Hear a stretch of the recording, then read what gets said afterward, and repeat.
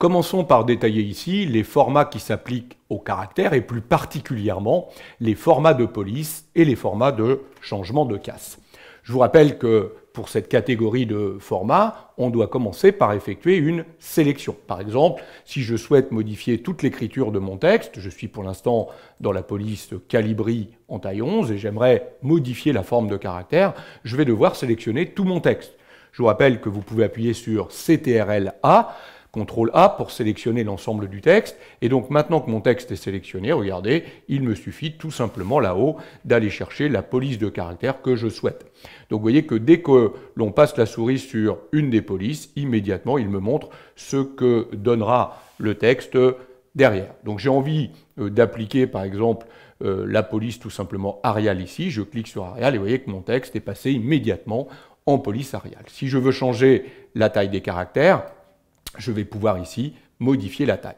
On estime qu'une taille 11 et 12 est une taille standard. Donc si vous allez au-delà de 12, vous augmentez la taille par rapport à des caractères normaux. Et puis si vous allez en dessous de 12, vous réduisez la taille. Donc voilà comment on modifie les simples polices et tailles d'écriture. Notez que ces petits boutons à côté permettraient de modifier la taille petit à petit. Donc vous voyez qu'on a la possibilité, en cliquant sur celui-là, d'augmenter de 12 à 14 ou de 14 à 16. Et puis celui-là, on redescend à 14 ou à 12 ou à 11. Vous voyez, on y va petit à petit avec ces boutons-là, plutôt que d'aller chercher directement la taille là-haut. On va retrouver d'autres formats, bien évidemment. Si je sélectionne ici ma source, compte rendu de la conférence de Philippe Gabillier, vous voyez que je pourrais décider de la mettre en italique. Voilà qui est fait. Là, j'aurais pu mettre en gras. Ce petit bouton aurait permis de choisir un type de soulignement, le cas échéant, et même une couleur de soulignement, si je le souhaitais. Je ne vais pas souligner ici, donc je reste comme ça. Regardez, je vais sélectionner le ER uniquement. Vous voyez, donc je fais glisser la souris uniquement sur le ER, et je vais utiliser le format ici, tout simplement exposant, ce qui va avoir pour effet de mettre le ER en exposant, donc le décaler vers le haut. Vous avez vu qu'à chaque fois que je sélectionne, vous voyez, si je sélectionne le 1er mars 2021, je fais apparaître également cette petite barre d'outils, mini barre d'outils, c'est l'équivalent. Hein. Vous voyez que je retrouve ici le gras, par exemple, si je veux mettre en gras les caractères. Je continue. Je vais sélectionner mon titre. Alors mon titre, il s'agit d'une seule ligne, donc je vais cliquer une fois ici, et je vais décider d'aller mettre une autre police. Je vais appliquer la police Abadi, je vais décider de mettre une taille par exemple 16, je vais décider de mettre en gras, donc vous voyez que tout ça est toujours sous le même principe, hein. J'effectue une sélection et je vais tout simplement cliquer mes boutons. Si vous voulez modifier la case, par exemple ici, si vous voulez transformer cela en majuscule, vous pourriez utiliser le petit bouton ici de changement de case. Donc vous cliquez sur ce bouton, et là regardez, on vous propose majuscule en début de phrase, minuscule, majuscule, première lettre des mots en majuscule, et même inverser la case. Moi je vais choisir ici première lettre des mots en majuscule, et vous voyez que automatiquement il m'a ajouté une majuscule à chaque début de mot. Si vous voulez aller à la ligne, par exemple j'aimerais bien aller à la ligne ici, devant le P de pour. Alors vous savez que le réflexe serait d'appuyer sur la touche Entrée. Mais si on appuie sur Entrée, je vous rappelle que vous créez un paragraphe. On va à la ligne, oui, mais en même temps, on crée un paragraphe, ce qui aura des conséquences, évidemment, quand tout à l'heure, on demandera d'appliquer, par exemple, des espaces après le paragraphe, puisque pour lui, ça, ce sera 2 paragraphes.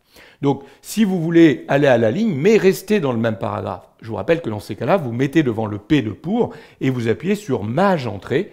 Vous voyez la petite flèche cassée ici vous indique que vous avez fait un retour à la ligne tout en restant dans le même paragraphe.